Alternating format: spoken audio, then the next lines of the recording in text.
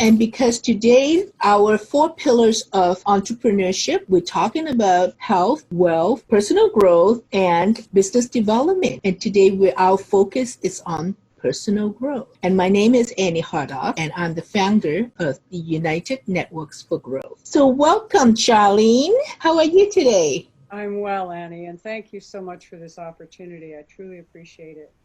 Yes, and your latest book, which is called My Impossible Life, Trauma, Travel, Transcendence. Can you tell me a little bit more about your book and why did you write this memoir? The memoir was with me from the time I was 17 and returned from 3 days where I'd been held captive by 2 felons in Ontario. I was held hostage. They thought they would use me against the police should the police catch up with them. So how I got away from that, and then how I began to remember, get really involved with the memories that started to come, and how I stayed strong enough to both embrace the PTSD and the horror of those events and focus on building a life that is positive and welcoming and full of love and health, such as I have today. Yes, and then now you share with others by teaching others the meditation method to how you get to this peaceful place from what you had experienced before, right? Yes, I teach meditation out at the local yoga studio, Stillville Yoga Life. I taught meditation in my home for 22 years. I have been a worker with people. I called myself a therapist until the Ontario government changed the law, and I can't say that word anymore. But I was 22 years in private practice, and I continue to help people. Yes, yes. And can you tell us more about the story of that trauma, how it had affected your life in a very short time, right? And also you were very young at that time, just a teenager. Yeah. Yes. Do you want to touch on that? Absolutely. I was 16 when I was held captive by these 2 men, and it completely changed the trajectory of my life. I had been picked out with a group of kids, people my age, to be in a special class at a particular high school. We were taught at a university level, so I was being groomed quite carefully for university. However, all of that went out the window. When I got back, I was a mess. I was road wreck, and I had all the symptoms of PTSD, but we didn't know what it was. We didn't call it PTSD. It was simply, people thought I was just being willful and being difficult because and people used to say things like, oh, she's so smart and so clever, and that's why she's so sick, you know? I loved the dark side. Frankly, I loved it. I loved the drinking, the parties, the drugs. I loved all of that. It was extremely relieving. And I enjoyed the people that I met in that dark side. However, then I met a teacher, a Caucasian man who came from the same part of Toronto that I came from. I call him Dawson throughout the book. I call him by his Western name, and he was recognized by the Tibetans as a lineage holder, meaning someone who they could see the reincarnation. They could see that he was the same energy that had taken the teaching into the New World. Now, he was recognized by someone called the 16th Gyalwang Karmapa. Think Dalai Lama, different sect. The Karmapa was as top as can be. It doesn't get any bigger. So he himself had recognized my teacher, which means that my teacher had all these incredible powers and meditation capacities. However, as I traveled with him, and I traveled through Australia and New Zealand. In New Zealand, I did a 3-month silent retreat. I was first in India for a series of days in the north of India in a Tibetan temple being initiated. And then we worked in Australia, and then we went to New Zealand, and I went into this 3-month retreat when I was 21.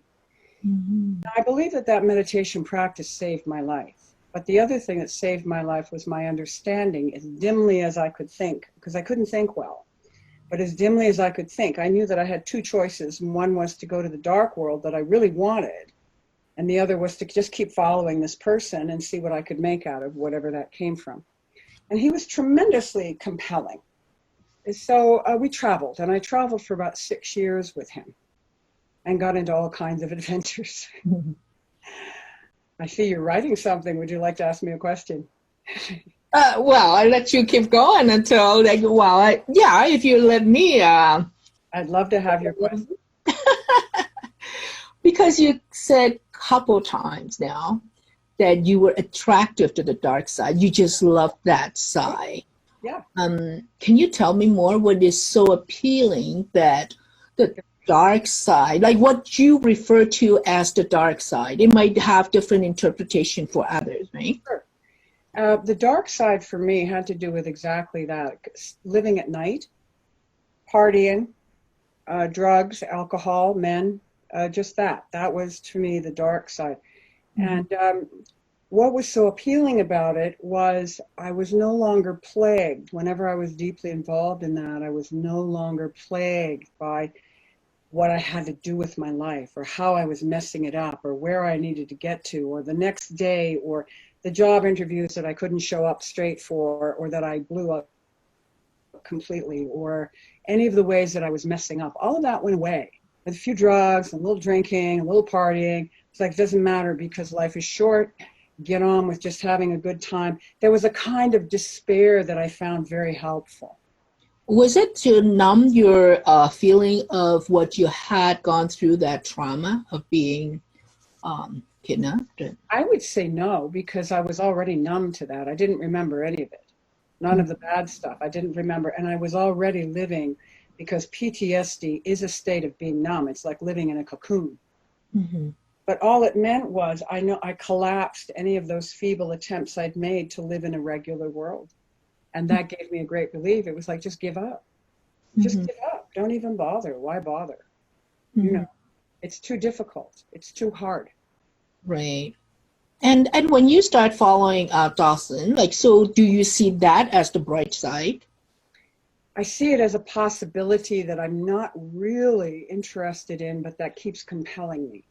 He was an extraordinary speaker, and his vision of the world was so intriguing. He was the most intelligent human being I have ever met. Mm-hmm. He was the most profoundly dynamic speaker I've ever heard. And he could literally, there was something going on, and I learned later there really was something going on. My actual neural pathways were being changed. Mm-hmm. Now, we know that from neuroscience now. We know that the whole thing that happens when you are working with people, me as a worker, when I'm sitting with someone and they're telling me about their struggle, they're listening to me, what's happening is our brains are trying to match. And because I've had so much experience in some of the dark areas, that's not a problem for me. So the person then is trying to match their neural patterning to the more positive ones that I've developed, because I can say to them, you know, I know where you are at. I know how it feels, but here are some options. Here's the other ways. And the brain neural pathways are consistent, are congruent with what I'm saying. Now, we didn't know any of that at that time. Yes. This was in the 1970s. But what I recognized was something in my body changed every time I was around him. And slowly, over those 6 or 7 years, I began to realize my body was waking up. Mm-hmm. And the first thing that I woke up to was despair. And he gave a whole class on despair. And I read about that in the book. Well, when you say waking up, not necessarily just a good feeling. It's waking up from feeling the pain, right? Yeah, you got it. And I think that's something a lot of people make the mistake of. They think that, oh, waking up means it's always going to feel good. Not so. You're laughing because you know. Not the case at all. Yeah, because it's like almost like from numbness to suddenly you just feel everything. Well, right? It can go that way. It can go that way, and I certainly had that experience. I write about it at the end of the book, when I had the breakthroughs that began to release the really deep traumas from my body. I was aware that my senses were overwhelmed. Yes. And I write about that very carefully, how I had to walk down the hall and hold the wall and then go and lie on the carpet in the living room and let the power of these beautiful new sensations come into me slowly so I could integrate them. I still believe that we are most vulnerable when we are in a state of bliss or pleasure or happiness. And that's why it's so hard for us to be there, and very difficult to stay there. I don't think it's meant to be something we stay there. I think we're meant to visit those states. Mm-hmm. Yes. So tell us more about your journey. So when you get that after being with like Dawson and following him for 6 to 7 years, and you're waking up and you get all your senses, and how do you go through all those emotions, the new emotions that are coming into you that might have been foreign to you? Well, the real awakenings began, or the real breakthroughs began in the 80s. Mm-hmm. So I was in my early 30s. Oh. And what I applied were all the techniques that Dawson had offered. I applied a kind of psychotherapy. I applied journaling. I've always been fascinated by dreams. So I've been following my dreams my whole life, night dreams. And I did a course in dream work. He encouraged me to get involved in dreams. I write about that in the book. Body work, Mm-hmm. you know. And I also recognized, because the first breakthrough of the 3 was spontaneous. And I was knocked on my keister. I had no idea I had been raped.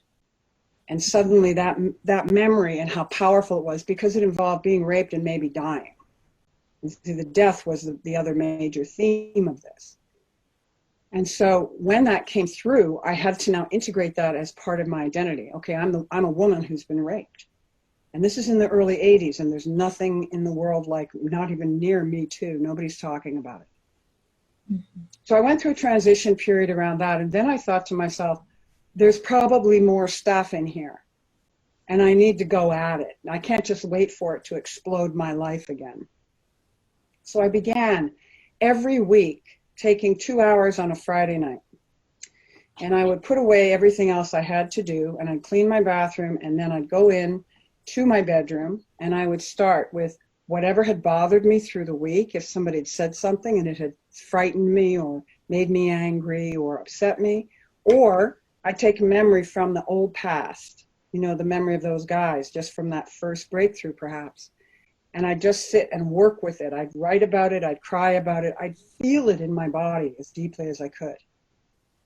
Mm-hmm. And then I'd journal, because we have to have the cognitive understanding on the end of the insight to help us. And so I would journal about what I had just experienced. And all of it was it was trauma writing. It was not any writing that I ever published or ever even kept. It was clearly just to get those thoughts down on paper and to try to commit them to a little bit of a stronger neural network. And then I would stand at the doorway of the bathroom and say, okay, that's done for the week. That's it. I'm not going there for the rest of the week. I'm going in my bathroom, I'm going to have bubbles, I'm going to have a little bath, I'm going to wipe out all the past is leaving me. I'm now present. And I would make myself have a little bit of a joyful time having a ritual bath. The rest of the week was spent building on feeling good about my life, reminding myself of everything that was working well for me, reminding myself of the power of being able to go to school. I was in university. And many, many aspects, and just continually bringing myself back to that over and over again. Sometimes it worked. Believe me, I was not in a state of, oh, this is great. It was hard work. But I would not go back into that dark place until the next Friday. Mm. Now, I did that over a series of months, possibly as many as a year and a half. And I think that approach really helped to strengthen my conscious mind, which is really important when we're dealing with deep material. We have to keep the conscious mind very, very strong. And we do that by proper exercise, by good food, by sleeping well, and by not polluting our minds constantly with the ruminations on the past. Right. So giving those ruminations a place, time, it's a meditation training. Once my mind got used to that was when we were going to do it, my mind just said, okay, that's fine. It's like a puppy dog. You have to train the mind. Right. I trained myself, and that worked out very well for me. Good. Those are very good points. Because I'm like lots of people have gone through trauma, but they might have just put it aside, right? Blocked, and then suddenly, like you're saying, spontaneously said something, just waking up those emotions. It could be something that someone has said that triggers it. You don't know why you have in overreacting with. That's exactly it. Right? That's, Because when you overreacting to something, I just know there's more to it than that's right. why you're responding that way. That's exactly right, Annie. If I may jump in here, the Mhm. overreaction is like this. The emotion is too big. And that's by that we know we're in the child. The Mhm. child is now triggered because the emotion is too big for the experience that actually took place. Yes.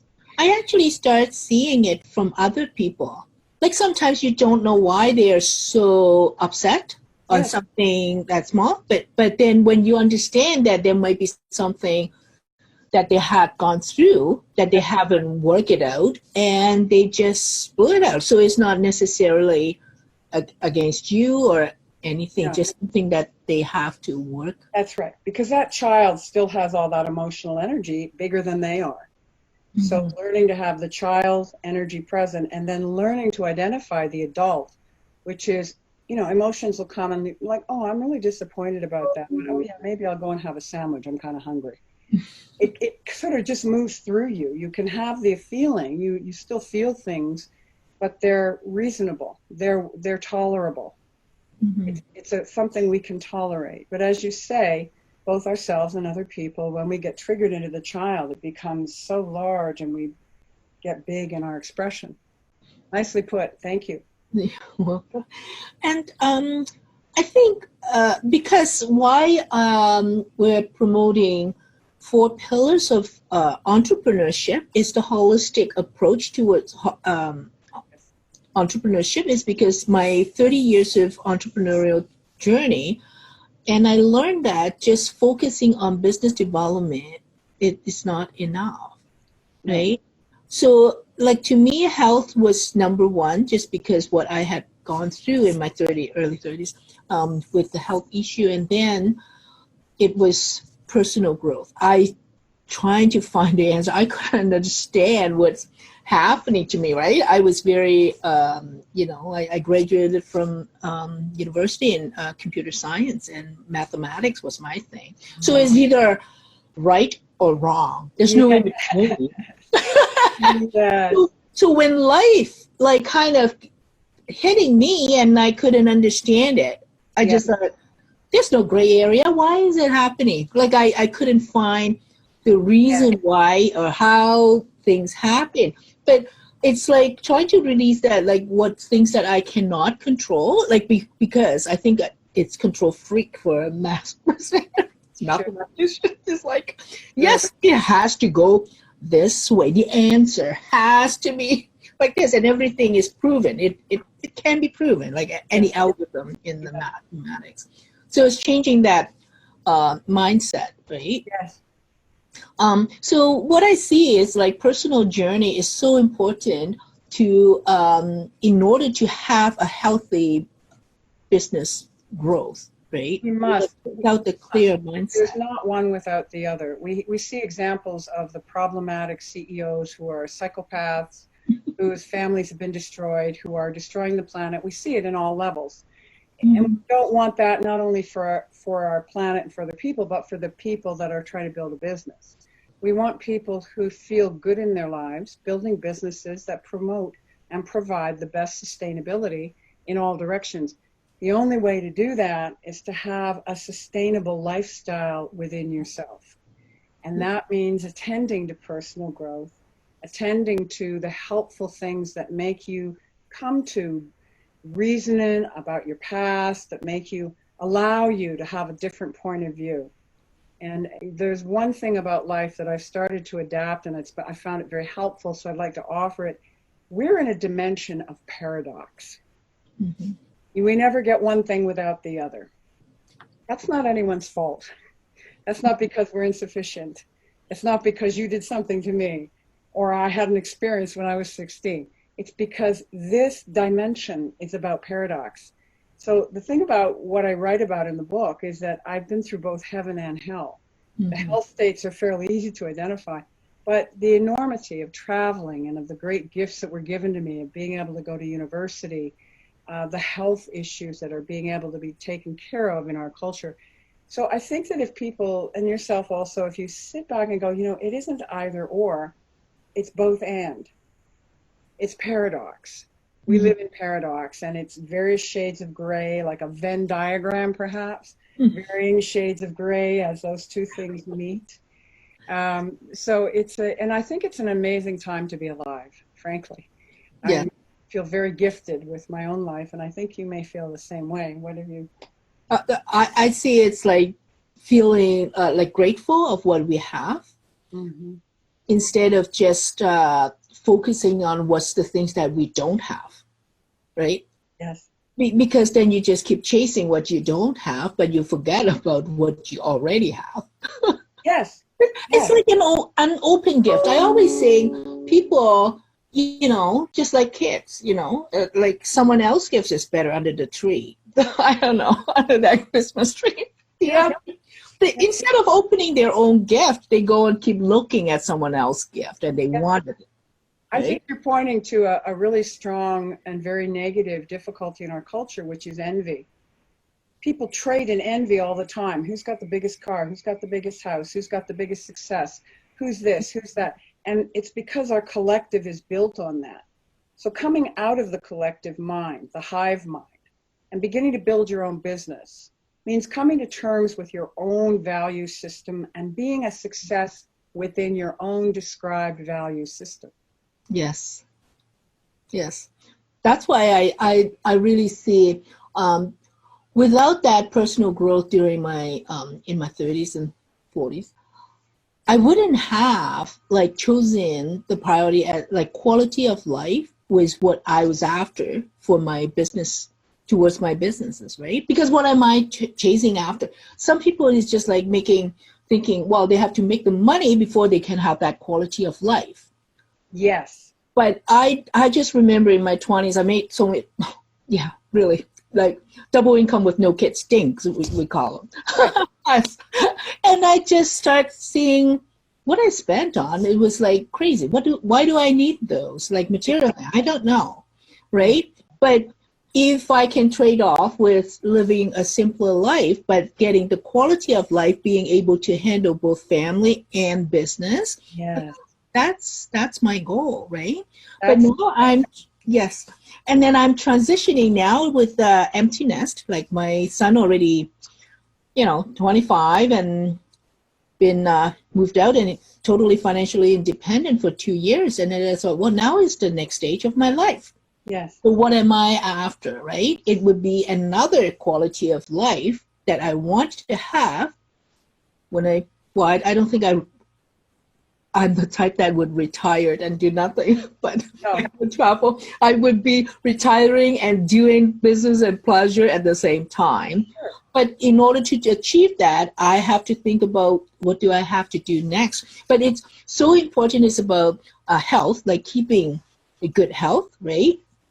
And continue to learn in like personal growth. That's how I got this holistic approach to entrepreneurship. And the other thing I can see is true in you is I think a key, which is as we're aging, to be able to give back the wisdom we've garnered. Yes. To be able to offer to others, well, look, this was my passage. This is what happened with me, and this is how I dealt with it. I do a lot of memoir podcasts with memoir writers, and every one of them wants to help others who are maybe going through a similar struggle or having a difficulty. And I think that's kind of what you're doing here with the 4 pillars. You're trying to describe some of the ways in which being an entrepreneur has caused more struggle or more pain, more suffering, and to eliminate that by saying to people, hey, you don't just go after the business by itself and leave yourself in your home and leave it alone. You have to bring all of yourself. All of them. Yes. To the situation, and then also bring the business into your home in a way that makes sense to you and your family. Because at the end of the day, we know the meme, we know what people say. You're lying in your deathbed, the last thing you're going to think is, gee, I wish I'd spent more time at the office. Unless there's unfinished passion, that's a different thing. But it is the people, it is our families, it is our joy. And as I've become a grandmother, nothing has made it more clear to me than my grandchildren exactly why all of that is the most important part of our lives. So we build from that. And I think that's part of what you're doing with 4 pillars of entrepreneurship, and why I wanted so much to be part of it. Yes. And actually, I always love learning from other people, especially those that who had experienced life, right? Because I just think like trauma or any other adversity, everyone likely will encounter at least once, like in their life. But it's so important that we have a community of support, because when it happened to me, it was like about 20 years ago. I couldn't figure out what's happening to me, and I wasn't going to, I was a pretty private, but in my business I was very social, but in my private life I didn't really tell others, right? But I had to go through a lot, like you did the journaling. I started to write my diary. Mm-hmm. I never had done diaries when I was a kid. Yeah. So it was, in my like 30s that I just started writing, and suddenly things start happening. I don't know how. It just, like, I started writing poem, which I never did in my life. Not even in Chinese, but I wrote it in English. And then suddenly everything just come to me. I would look at my poem, the lyrics, they become lyrics of my song, because I just sit on the piano and I just look at the lyrics, and then it just how I feel, the sound and sight, and then I just playing on the piano, and that becomes a song. I didn't know how it happened, but I had to go through like probably 5-6 years of self discovery and searching. Sure. It was a tough time, but I think now there are so many different resources that we can go to, and even books, right? Like I read a lot, like of self-help books, like when I was drawn to that, and how it resonated with my experience, because by listening to other people's story too. Sure. May I show a copy of the cover of my book? So, yes. It's called I got one. And that's how we met. Pardon? That's how we met. It is how we met. Yes, you were doing a book signing. You were going to do a book signing at a local bookstore, and I just happened to be at the bookstore. And I look at that picture. That picture was you. What age was that? I was 15, I believe, in that picture. So it's just prior to when my life changed. I kind of look at that book, and then I look at you, because you just walked into the door. I kept looking. I said, "Is that you?" And you yelled across the store, "Hey, is that you? I have the book." I was delighted. This is what every author, I think, lives for. People recognize them and their book in the same moment. I thought, oh my goodness, I really felt like this was a seminal moment in my life as a writer. I was so grateful to you for it. So I just thought, well, we meant to meet each other that day. Absolutely. And I was so, you know what? I'm so grateful that I did, because you understand those poems that I have written, and I had shown it to you.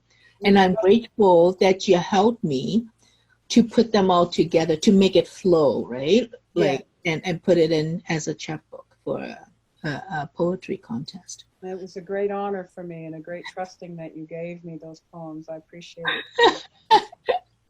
Yeah, because the hardest part is sharing. But even though my poems, it doesn't, like, they don't review that much of what happened, like in those stories, right? But it's the feeling, it's the emotions that people can relate and put them into their situation, and resonate with the emotions that it invokes with those incidents. Well, what I found fascinating about your work, and when you let me listen to the podcast you had of yourself saying the poetry.